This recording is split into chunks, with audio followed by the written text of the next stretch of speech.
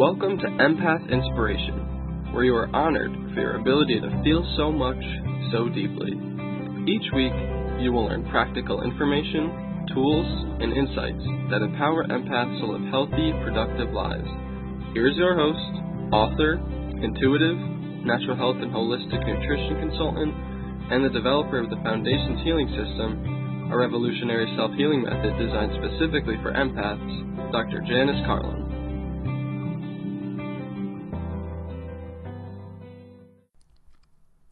Hello and welcome to Empath Inspiration. I'm so happy you're here listening today.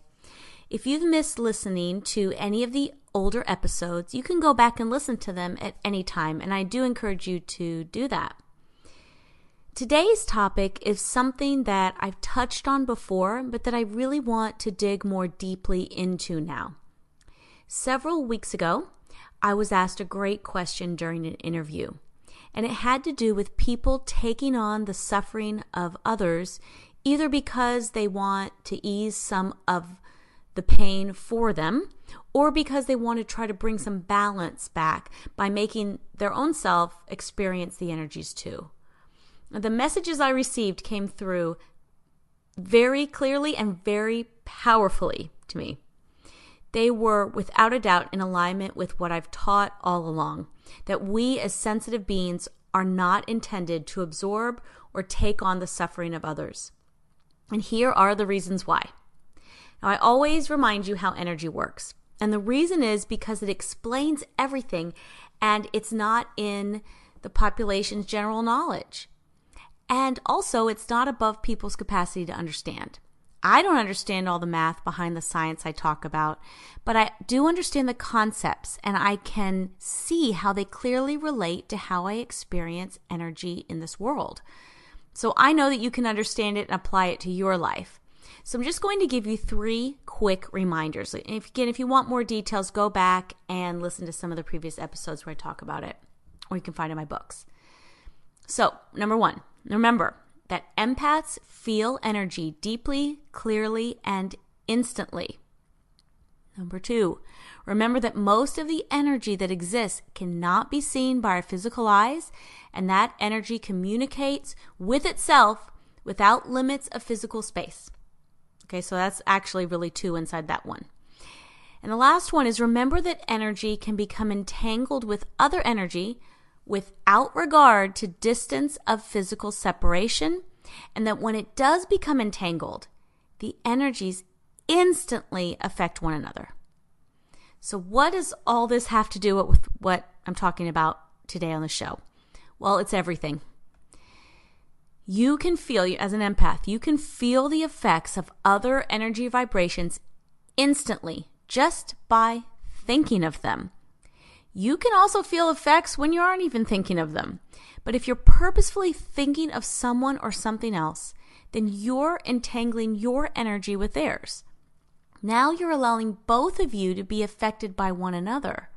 This is why I always teach that you have to clear your own energy and bring yourself back to a state of presence continually throughout your day. This is a basic, everyday action that you need to do for yourself. It's one of the foundations I teach in my Foundations Healing System.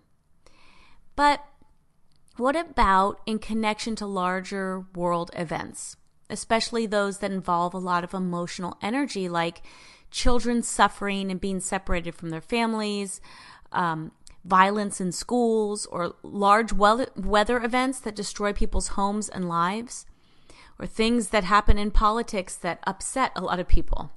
So I'm going to say this to you very clearly. As a sensitive person in this world, you cannot take on the suffering of others within yourself. It's too much. It's toxic to your body, and it'll make you sick. And I'm not saying not to cry or feel badly when you become aware of these types of occurrences. Of course, you have to feel and express yourself, but then you have to allow yourself to stop. If you stay connected to the emotions of it continually, you're hurting yourself and you're not energetically helping anyone by doing this. You're here to be light on this planet. You're here to add your light. If you purposefully bring low vibrations to yourself, you're not allowing your light to shine as brightly. Everything is interconnected. When energies entangle with yours, you don't want to negatively impact them. And if you're existing in a state of perpetual misery, then you will negatively impact other energy in the world. When darkness meets light and the light stands in its power very strongly, the light wins. Look, for example, at what the children and families in Parkland, Florida have done since the tragic school shooting there in February. They mobilized the whole nation to march, speak, vote, and be continually inspired. They sang with beautiful voices on the Tony Awards this summer that touched people so deeply. They were in tears, not only because of the beauty of the harmonies the students created, but because of the strength of power they showed in the fact that they're still standing and still singing and still shining their lights in this world despite all that they've been through.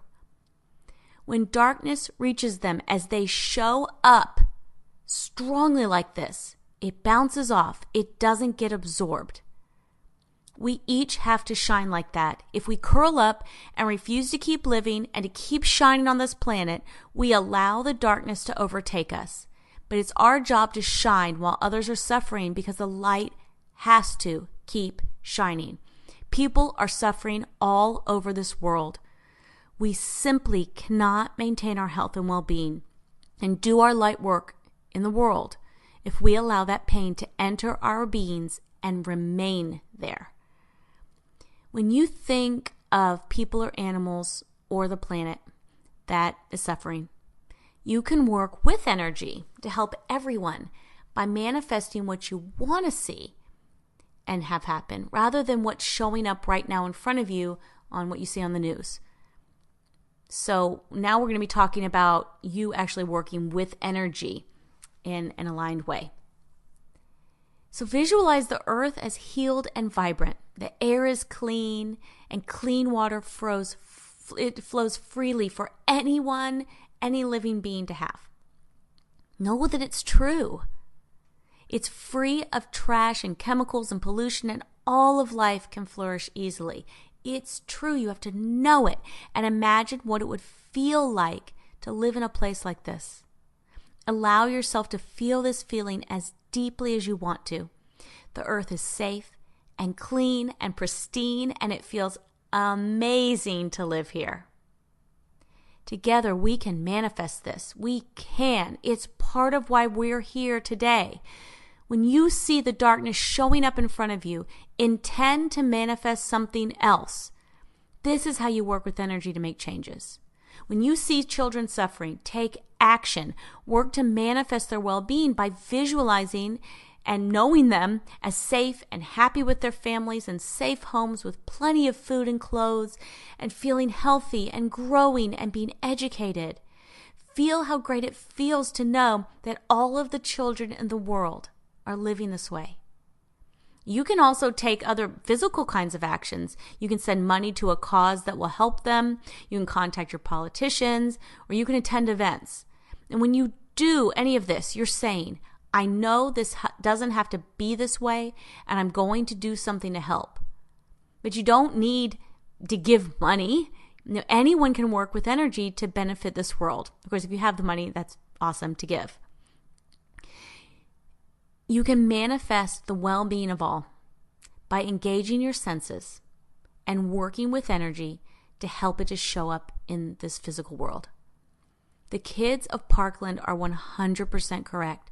Sending love and prayers isn't the way to effectively make the changes happen. They're nice sentiments, but they don't work in alignment with the way that energy works to affect change. They feed the intentions that there's something horribly wrong and that the people don't have enough love of their own.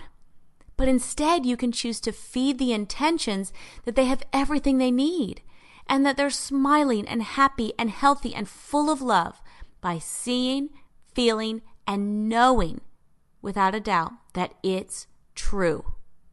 We can all be energy workers, and the world needs us to be. All right, when you've finished with your intentions for whatever you want to manifest, it's very key that you let go. You have to allow the energy of all to make it happen, to bring it into our world. You have to get yourself out of it because there's no way that you can know how everything will play out. So you say, it is so. And when you do this, you know that it's been manifested, and then you can let it go. Once you've let go of all of the energy involved, you have to clear your own energy and bring it back to be present with your body in the here and now. Then you ground yourself as you need in your highest good, and you move forward with your day. You can't wallow in the pain of the world because eventually it will overtake you. No one would want to wish suffering on you. So how could it possibly bring any balance to purposefully make yourself suffer by taking on the pain of others? You just have to think about that logically. The planet is in pain, but you aren't here to take that into your own body. Keeping your body as pure and clear as possible makes the planet feel better. Rather than taking the pain inside of you, you're taking action that actually helps the planet. So what's killing this planet and hurting it? Human-made chemicals, and that's what's killing people too. The more you rid your life of chemicals, the less demand you're placing on other people to continue to produce them. The less that are produced, the less that harm the earth. Each of us has the power to affect huge change here when we come together and work as one. So again, it's not about sucking more toxic energies into ourselves. It's about helping to rid them from our lives, and then we're affecting the all. You see? So now that all sounds well and good, but what can you do if you're a sensitive person and you're feeling completely overwhelmed by the suffering of others, and it's just so much you just can't even break out of it? So please remember, the tools I'm giving to you aren't without compassion. Remember that when you feel better, it helps everyone because we're all connected. You're going to help others by helping yourself first. All right, so here, start by breathing. Thinking about breathing. Allowing the oxygen to come into your body and allowing the waste to leave your body as you exhale. Breathing keeps you alive when other people aren't able to breathe anymore. This is a message to you to breathe even deeper yourself. If you're not in an emotional or energetic state where you feel that you can use the manifestation tools I was talking about earlier, start with statements and asking for spiritual assistance for you. Say, this isn't mine. It's not happening to me. I am safe. I am strong. I am alive. I am love. Take a breath in and out and ask of the divine in whatever ways work the best for you, that you like to do. Ask for assistance for yourself in the ways of your highest good to be clear from the low vibrations that are affecting you. Continue to breathe and to ask for help. As soon as you ask, it starts occurring. So don't give up. Okay? It's going to get better. You've got to stick with it. Ask for help in bringing your energy back to presence with your physical body. If you aren't present, you're going to have trouble and the overwhelm will continue. Okay? Because remember, it's being affected. It's happening because you're being affected by the low vibrations and you're getting ungrounded. All right? Okay. So after you ask for help bringing your energy back to presence with your physical body, then ask for help being grounded in the way of your highest good. All you need to do is to breathe and have faith that it's happening. Visualize your light being present with your body in the space where you physically are. Keep breathing. Keep asking for spiritual assistance as you need it. Remember, the pain you're feeling isn't yours. You have to let go. So let yourself let go. It's okay. When you feel more grounded, you can start using the visualizations and the feelings to manifest the situation you were affected by as healed and resolved in the way of the highest good of all. And now you've successfully taken care of yourself, you've helped others, and positively affected this world. This is how you deal with the pain of this planet and the living beings that suffer on it. It may feel contrary to your beliefs or what your first thing you think of that you want to do. But if you allow yourself to work with energy in this way, you can find out that you'll live a much healthier, productive life. And of course, that helps everyone. So this is a lot of energy work today. You can listen to this as many times as you need to, take notes, work with the techniques I was giving you. Now, if you need specific techniques for clearing and bringing your energy present and for grounding, I share all of these in my book, The Foundation System. You can find some in my book, Empathic Sensitivity, and my course, Masterful Empath.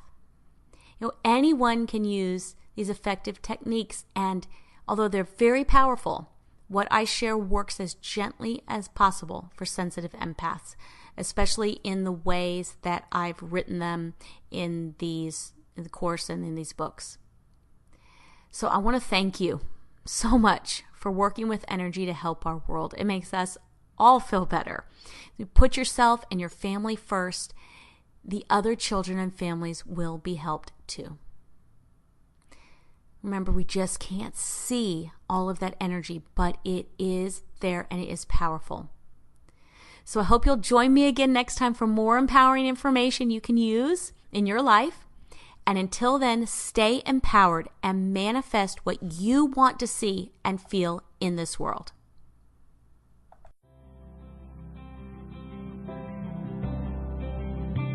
Thank you for listening today. Please join us next week as Janice answers listener questions and provides more inspiration and practical applications for you to live a healthy, productive life as an empath.